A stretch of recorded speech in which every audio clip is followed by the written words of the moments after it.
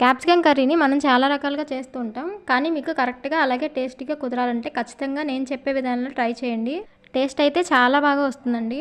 ఈ రెసిపీకి పెద్ద మసాలా అయితే వాడే పని లేదు, చాలా సింపుల్గా అలాగే కమ్మగా అయితే చేసుకోవచ్చు. ముందుగా స్టవ్ ఆన్ చేసుకొని కడాయి అయితే పెట్టేసి ఆయిల్ అయితే వేడైన తర్వాత జీలకర్ర ఒకటే వేసాను. దీనికి జీలకర్ర ఒకటే వేస్తే సరిపోతుంది, ఆవాలు కూడా వేసే పని లేదు.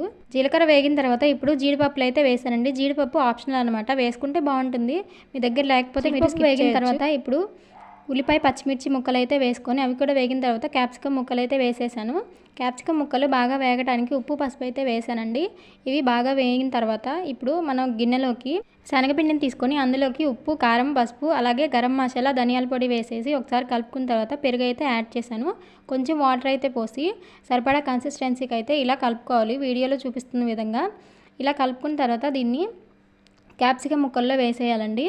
ఇలా క్యాప్సికమ్ ముక్కల్లో యాడ్ చేసిన తర్వాత బాగా కలుపుకోవాలి. క్యాప్సికమ్ మాత్రం ఖచ్చితంగా వేగిన తర్వాత మాత్రమే ఈ మసాలా అనేది మనం యాడ్ చేసుకోవాలి. ఇప్పుడు మసాలా అంతా ముక్కలకి పట్టేలాగా ఇలా ఈవెన్గా కలుపుకోవాలండి.